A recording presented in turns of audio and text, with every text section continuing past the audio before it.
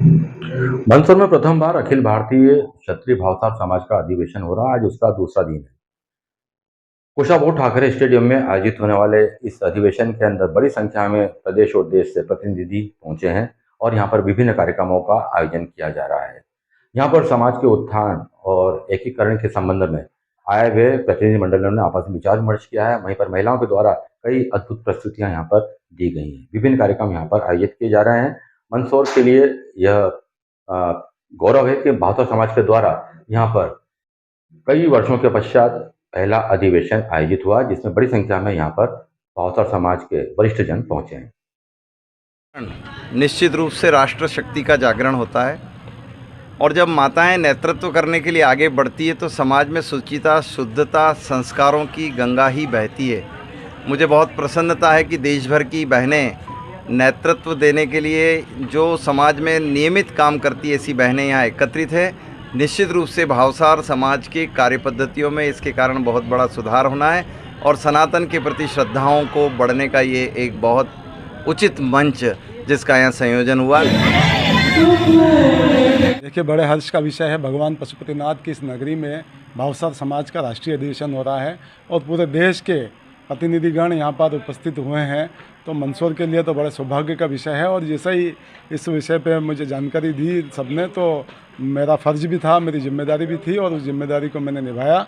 और आपको एक और बात मैं बताकर बड़ा हर्ष महसूस होगा कि भावसार समाज की जो कुल देवी, जिनका अभी आपने चित्र पर माल्यार्पण, चित्र पर दीप प्रज्वलन कर शुभारंभ किया, तो सिंध प्रांत में जो हमारे अखंड भारत में जो हमारे पूर्वज निवास करते थे, वहाँ की हमारे सिंधी समाज की कुलदेवी भी हिंगलाज माता ही है और जो बलूचिस्तान में माता जी का बड़ा स्थान है, शक्तिपीठ है। तो हिंगलाज देवी हमारी कुलदेवी भी है और भावसार समाज की भी कुलदेवी है। तो कहीं ना कहीं ये संबंध भी बहुत घनिष्ठ है। आप सबको बहुत बहुत शुभकामनाएं। जय हिंद, जय भारत। आज दशपुर भावसार समाज का राष्ट्रीय स्तर का पहला महिला अधिवेशन यहाँ पर होने जा रहा है, तो आप यहाँ पधारे, आपको कैसा क्या लगा बताइए। सबसे पहले तो मैं संपूर्ण भावसार समाज को बहुत बहुत बधाई शुभकामनाएं देती हूँ कि यहाँ राष्ट्रीय स्तर का हमारी मातृशक्ति का यहाँ सम्मेलन हुआ, अधिवेशन। और वास्तव में ये बहुत ही एक अच्छी जागृति समाज में कि आज यहाँ इतनी मातृशक्ति पूरे राष्ट्र से आई है और सभी ने बहुत ही अच्छे अच्छे अपने विचार रखे हैं। तो इन सब के विचारों से और हम ये सीख रहे हैं कि हमें भी समाज हित में, राष्ट्र हित में काम करना चाहिए और समाज कैसे आगे बढ़े, ये हमें हमारे संस्कारों में हमारे बच्चों को, हमारे आने वाली पीढ़ी को देना है।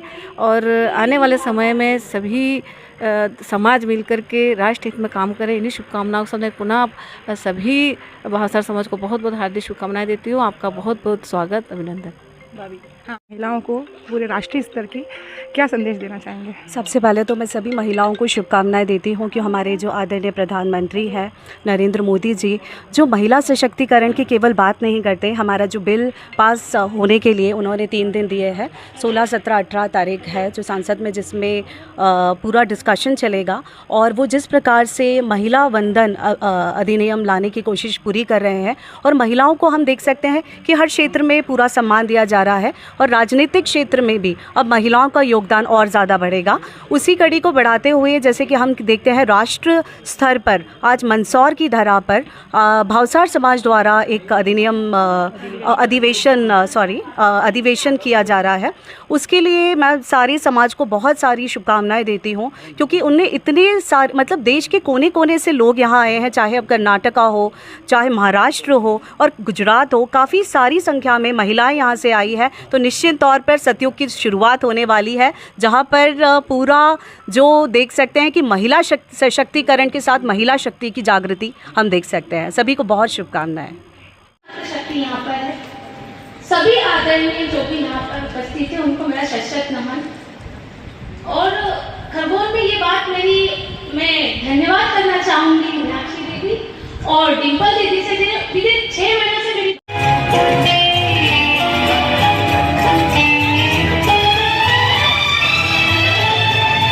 ये आसमान, ये हवा, ये आसमान, ये बादल, ये रास्ते, ये हवा, हर एक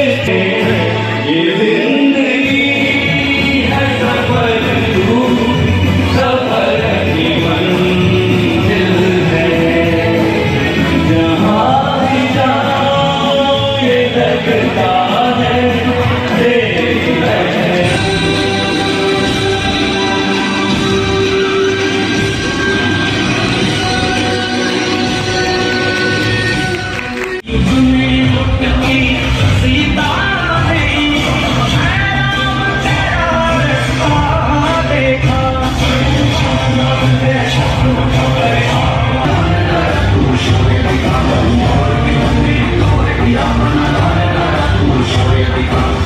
द्वापर युग। द्वापर में धर्म और अधर्म का संग्राम।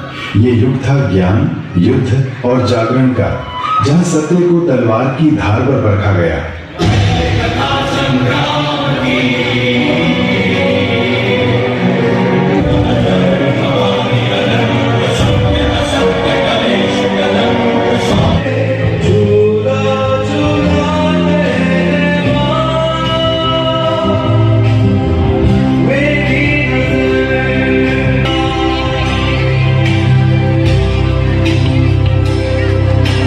तुमसे मैं ये कहता नहीं पर